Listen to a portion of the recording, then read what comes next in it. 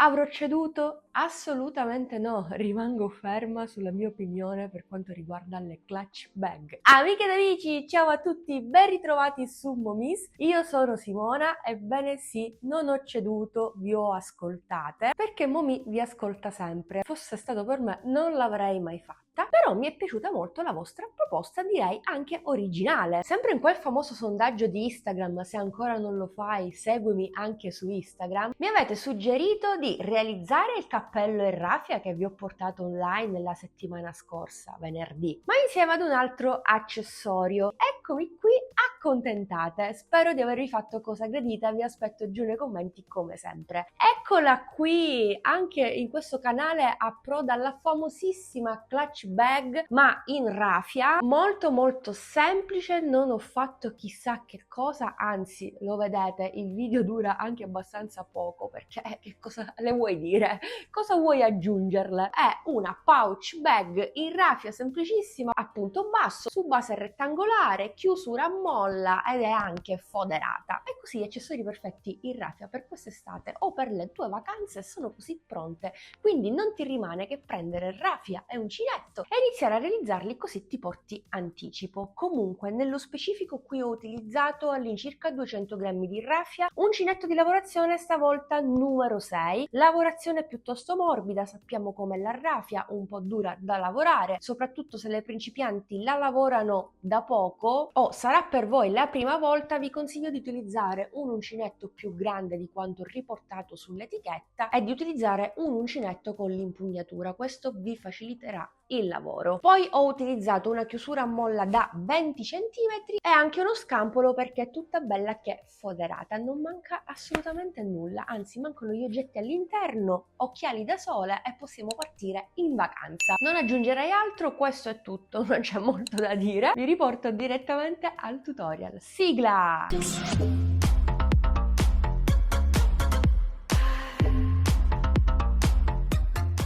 Intanto lavoriamo 20 catenelle che equivalgono all'incirca alle stesse dimensioni della chiusura a molla che sto utilizzando io. Aggiungo una catenella e ritorno indietro a punto basso. A partire dalla seconda catenella inizio a lavorare un punto basso in ciascun punto sottostante per un totale di 20 punti bassi.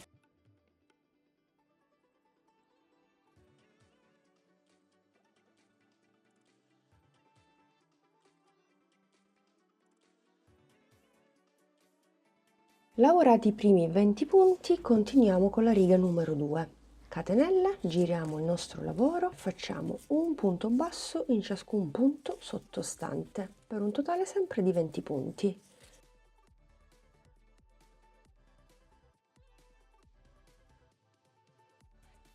Ho continuato per altre 9 righe per un totale di 11. Il fondo rettangolare più o meno corrisponde alle dimensioni della chiusura a molla che sto utilizzando e misura 21 cm per 12 cm. Faccio una catenella, sempre nello stesso punto lavoro un punto basso e lavorerò un punto basso in ciascuna riga sottostante.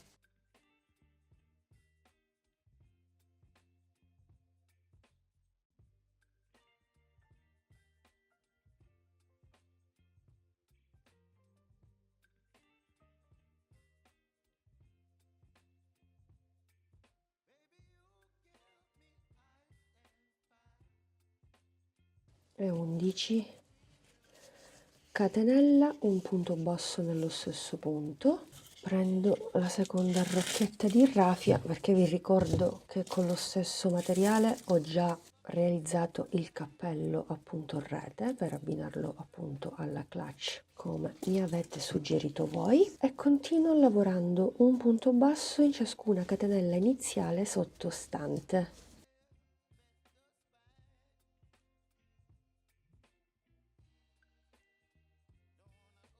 Ultimo punto, catenella, altro punto nello stesso e ripeto lo stesso lavoro di prima, un punto basso in ciascuna riga.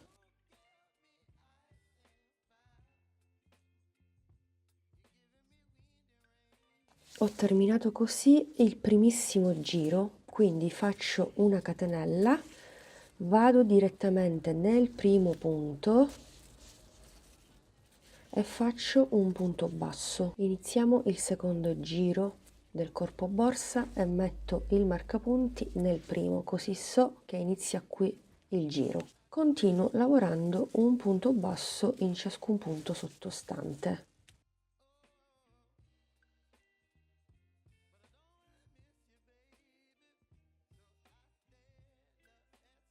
Un punto basso, qui ho la catenella ma non ne tengo conto. Cosa faccio solo per questo giro? Nello stesso punto faccio un aumento e lo faccio anche nel punto successivo.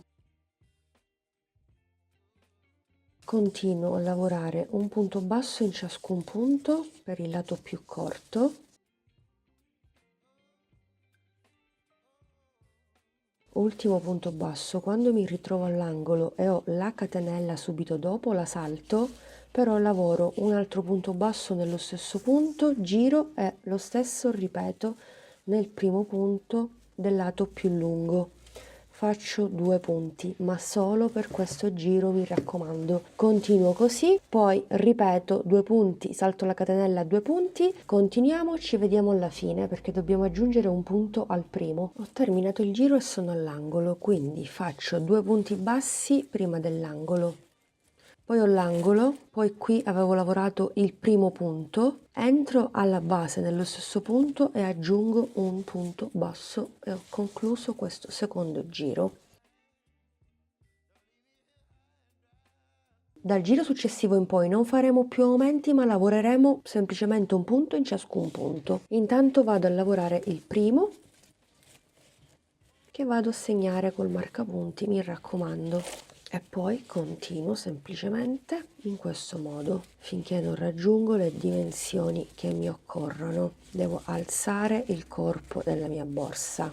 Noterete che il vostro lavoro si imbarcherà, è del tutto normale perché stiamo costruendo, ripeto, il corpo della borsa. Ho fatto un totale di 21 giri a punto basso, raggiungendo così 22 cm di altezza. Il marcapunti lo posso pure togliere, vado a fare 4 punti bassissimi. 2, 3, 4, prendo un po' di filo, taglio e con l'aiuto di un ago vado a fare un ulteriore punto bassissimo. Disperdo il filo in eccesso tra i punti. Ho anche foderato il corpo della borsa con questo scampolo bellissimo, sa, di primavera, di estate, soprattutto mi piace troppo. Io vi consiglio di acquistarli, questi scampoli, perché non ve ne pentirete. Vi lascio il link in descrizione. Fammi sapere se ti interessa vedere il tutorial su come foderare una clutch bag. Adesso passiamo al montaggio della chiusura a molla.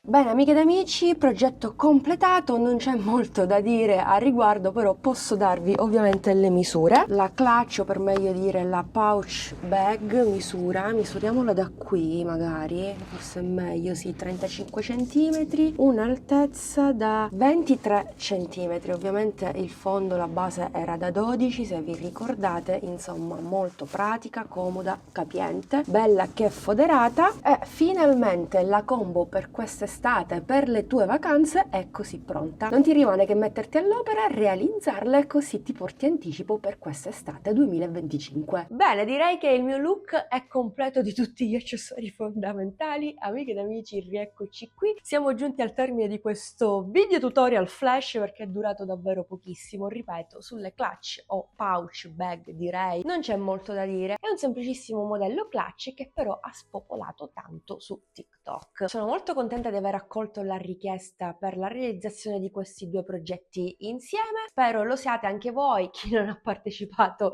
al sondaggio, io ve lo dico sempre, seguitemi anche su Instagram perché secondo me vi perdete tantissime cose. Comunque a questo punto vi do l'appuntamento al prossimo video tutorial che vi consiglio sempre di non perdere assolutamente. Se sei passato qui per caso perché magari hai visto la clutch bag e ti piace il mio lavoro, ti piace ciò che faccio e come lo faccio, iscriviti al canale, attiva la campanellina per non perderti le prossime novità. Alla prossima, un bacino a tutti!